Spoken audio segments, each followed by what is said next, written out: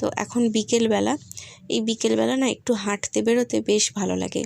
আয়ুষকে পড়তে দিয়ে এসেছি, ও 5টার সময় পড়তে গেছে, হাতে এখনও মোটামুটি 1.5 ঘন্টা মতন টাইম আছে।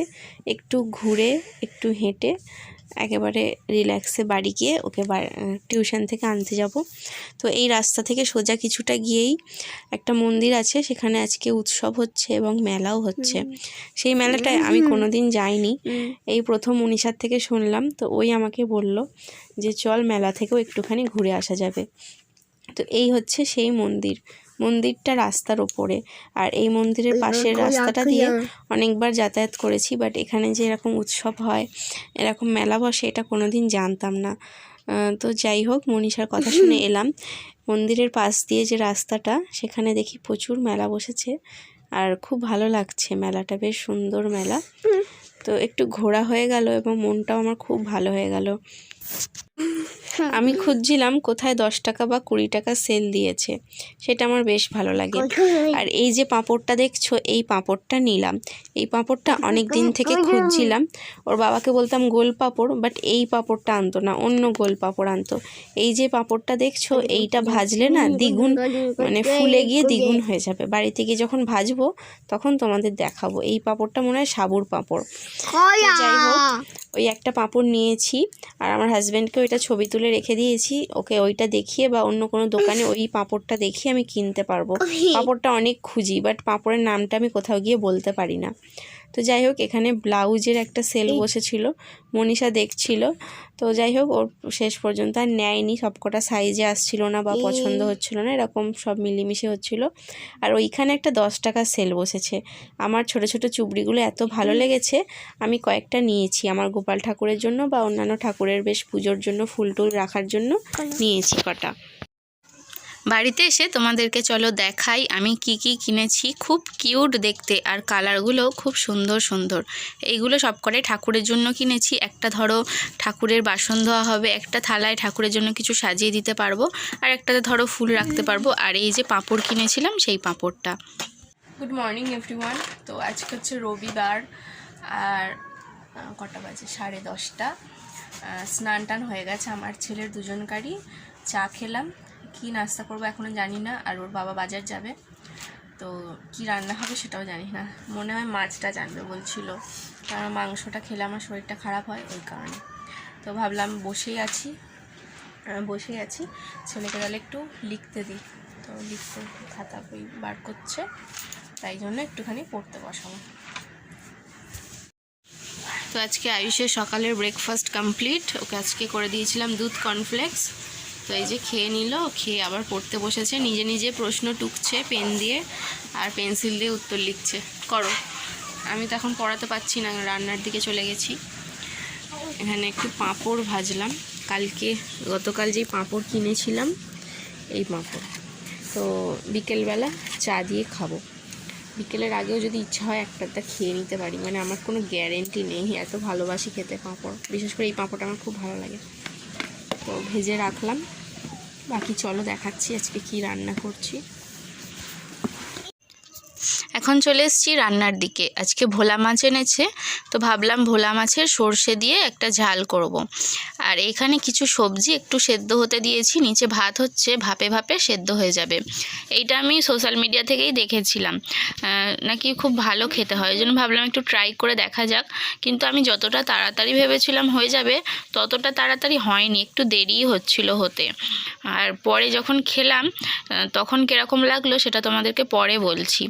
আর এখানে দেখো কাটা পোনা মাছও এনেছে, এটা আলু ফুলকপি দিয়ে তরকারি করব। আর সর্ষের বাটা দিয়ে একটা ওই ভোলা মাছে একটা শুকনো করে একটা ঝাল টাইপের করব। তো এখন এই যে মাছ ভাজাগুলো করে নিয়ে আমি তুলে নিচ্ছি একটা একটা করে। আমার কিন্তু সামনেই বেশ কয়েকটা বিয়ে বাড়ি পড়েছে, তখন বিয়েবাড়ির কিছু ব্লগ দেব, তখন তোমাদের একটু ডিফারেন্ট লাগবে। আসলে আমারও নিজেরও একঘেয়েমি লাগছে লাইফের ওপরে। তোমরা অনেকেই বলো ঘুরতে যাও, বাট ঘুরতে যাওয়ার পজিশান আমার একদম নেই। বিশেষ করে আমি একদম স্কুল কামাই করাতে পারি না, মানে বিশেষ কিছু কারণে কামাই করাতে পারি না। যেহেতু দুটো স্কুল করে বলে না, দুটো স্কুলেই কামাই একটা একটা হয়, কারণ এই স্কুলে গেলে ওই স্কুলটা কামাই হয় আর ওই স্কুলে গেলে এটা কামাই হয়।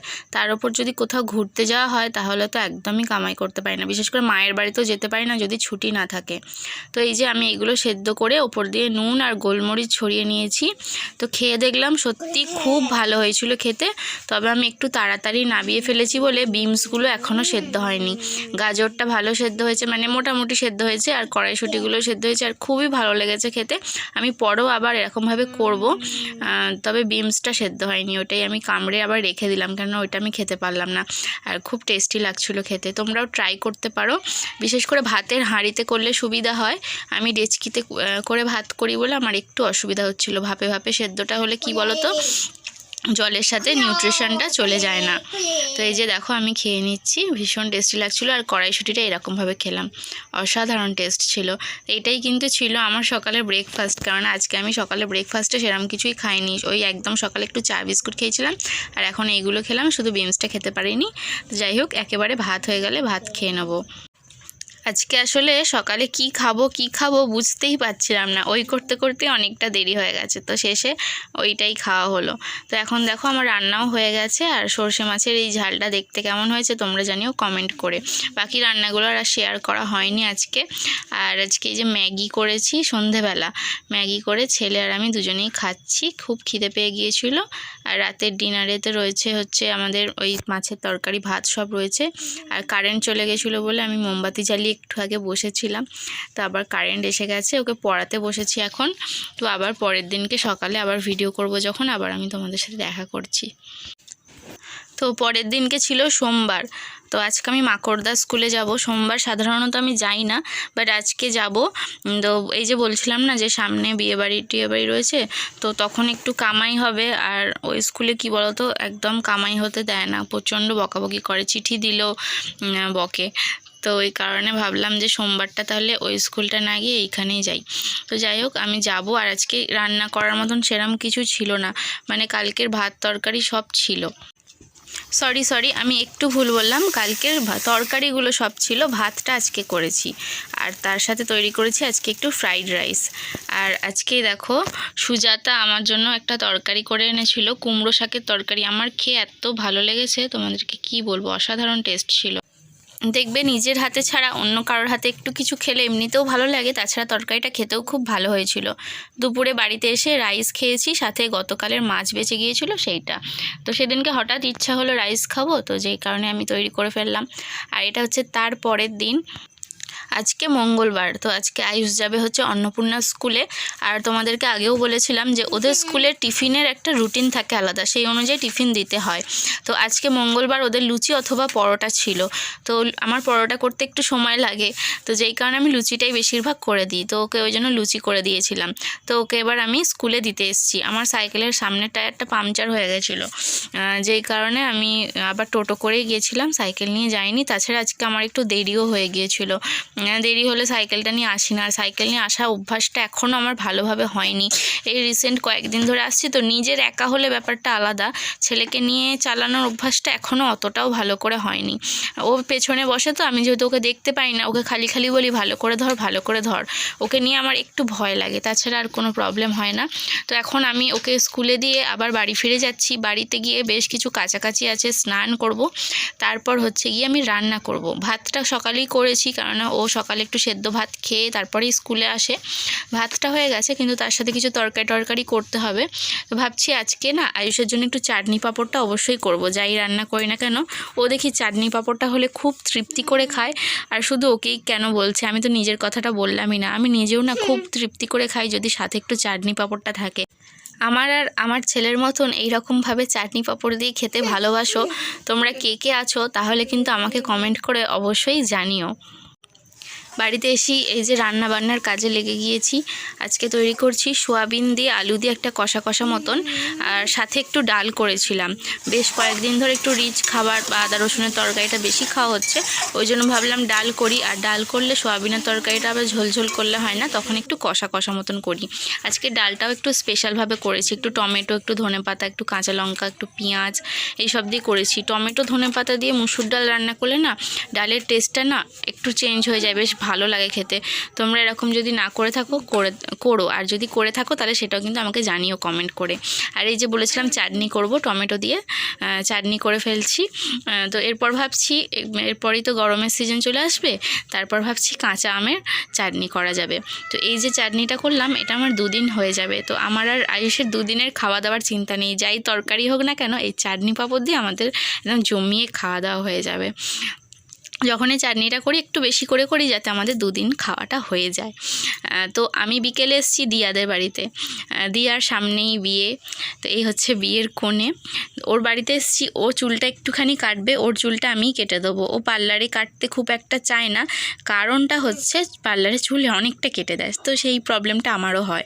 তো ওকে আমি চুলটা একটুখানি কেটে দেবো। আমাকে বলেছিল কাকিমা তুমি সময় করে যে কোনো একদিন এসো। তো আজকে আমার সময় হলো বলে ভাবলাম আজকেই চলে আসি। আর এখানে বিয়ের তত্ত্ব সমস্ত সাজানো হচ্ছে, সমস্তটা দিয়া নিজের হাতে করছে। দিয়ার হাতের কাজ এমনিতেই ভীষণ সুন্দর, তো ও সমস্তটা নিজের হাতে করছে। আর দিয়ার মা বৌদি, যদিও আমার যা হয় দিদি হয়, কিন্তু আমি না বৌদি বলে ডাকি, কারণ আমার হাজব্যান্ড ননদ ওরা বৌদি বলে ডাকে বলে আমার আর দিদি বলে ডাকতে ভালো লাগে না, যে কারণে আমিও বৌদি বলেই ডাকি। তো বৌদি হচ্ছে চা করে নিয়ে এসে দিয়েছে, তো আমি হচ্ছে চা খাবো। খেয়ে দিয়ে ওদের ছাদে গিয়ে ওর চুলটা একটুখানি কেটে দেবো। আর এখানে তত্ত্বগুলো সব সাজানো রয়েছে, তোমাদেরকে আমি আরও একবার দেখিয়ে দিলাম। তো আমি দিয়াদের বাড়ি থেকে চলে এসেছি, আর আজকে ব্লগটা আমি এখানেই শেষ করছি। এরপর আবার নতুন ব্লগ শুরু করব। আর এখন আমি রোজের ব্লগ রোজের দিতে পারবো না, ওই ব্লগ করে করে রেখে দেবো, যখন সময় হবে এডিটিং করে দেবো। এখন বিয়েবাড়ির প্রচণ্ড চাপে আছি। আর আরেকটা জিনিস হচ্ছে বিয়েবাড়ি এখন আমার মোটামুটি বিয়েবাড়ির প্রচুর নেমন্তন্ন, মানে একটা বিয়েবাড়ির 4 দিন ধরে 5 দিন ধরে নেমন্তন্ন, বাট আমি 4 দিন 5 দিন ধরে যাব না। আমি ওই বিয়ের দিন আর রিসেপশনের দিন যাব।